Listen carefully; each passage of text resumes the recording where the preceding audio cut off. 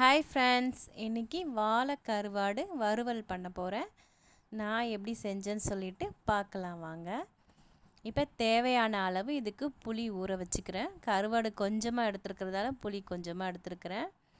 ஒரு சட்டி வச்சுக்கிட்டேன். அது நல்லா காஞ்ச உடனே தேவையான அளவு எண்ணெய் விட்டுட்டு வெந்தயம், கடுகு, கொஞ்சமாக சீரகம் சேர்த்து நல்லா படபடன்னு வெடிகிற மாதிரி பொரியட்டும். 2 முழு பூண்டு தோலை உரிச்சிட்டு தட்டி வச்சுருக்கிறேன். ஒரு கொத்து கருவேப்பிலை எல்லாத்தையும் எண்ணெயில் சேர்த்துக்கிட்டேன். அரை ஸ்பூன் பெருங்காயத்தூள் நல்லா வதக்கி விட்டுக்கலாம். இப்போ பொடியாக நறுக்கின வெங்காயத்தையும் இதில் சேர்த்து வதக்கிக்க போகிறேன்.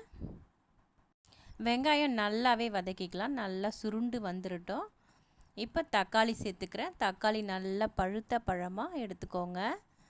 தக்காளியை சேர்த்து நல்லா வதக்கி விட்டுக்கலாம். கருவாடில் உப்பு இல்லைன்னா இப்போ கொஞ்சம் உப்பு சேர்த்து வதக்கிக்கோங்க. உப்பு இருக்கிற கருவாடாக இருந்தால் உப்பு போடவே தேவையில்லை. கொஞ்சமாக உப்பு சேர்த்துருக்கிறேன். ஒரு அரை ஸ்பூன் மஞ்சத்தூள் சேர்த்து நல்லா வதக்கி விட்டுக்கலாம். தக்காளி நல்லா குழஞ்சி வரட்டும். இப்போ நம்ம மிளகாய்த்தூள் சேர்த்துக்கலாம்.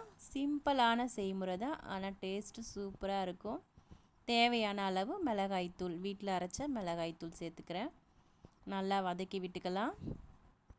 மிளகாத்தூள் சேர்த்து நல்லா வதக்கி விட்டுக்கோங்க. அடி பிடிக்கிற மாதிரி இருந்தால் கொஞ்சம் தண்ணி சேர்த்துக்கலாம். நல்லா வதங்கி ஒரு மசாலா மாதிரி சுருண்டு வந்துருச்சு. இப்போ கரைச்சி வச்சுருக்க புளியை சேர்த்துக்கிறேன். புளி சேர்த்து நல்லா கலந்து விடுங்க.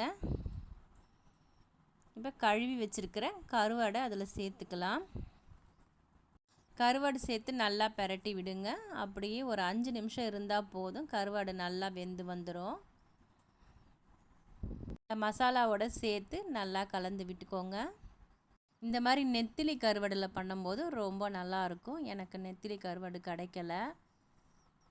வாழை கருவாடும் நல்லா தான் இருக்கும். நெத்திலி கருவாடுன்னும் போது அந்த மசாலாவோட வறுத்தோம்னா நல்லாயிருக்கும்னு சொல்ல வந்தேன்.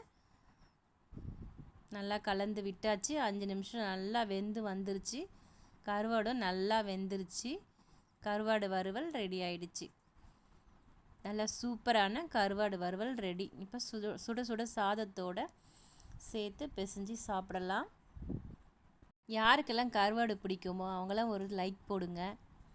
கருவாடு வறுவல் இந்த மாதிரி செஞ்சு பாருங்கள், அட்டகாசமாக இருக்கும். நம்ம இதுலேயே சாதமும் சாப்பிட்லாம்.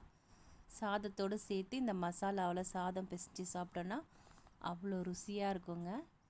ஒரு முறை ட்ரை பண்ணி பார்த்துட்டு எப்படி இருந்ததுன்னு சொல்லுங்கள். வீடியோ பிடிச்சிருந்தா லைக் பண்ணுங்கள், சப்ஸ்கிரைப் பண்ணுங்கள்.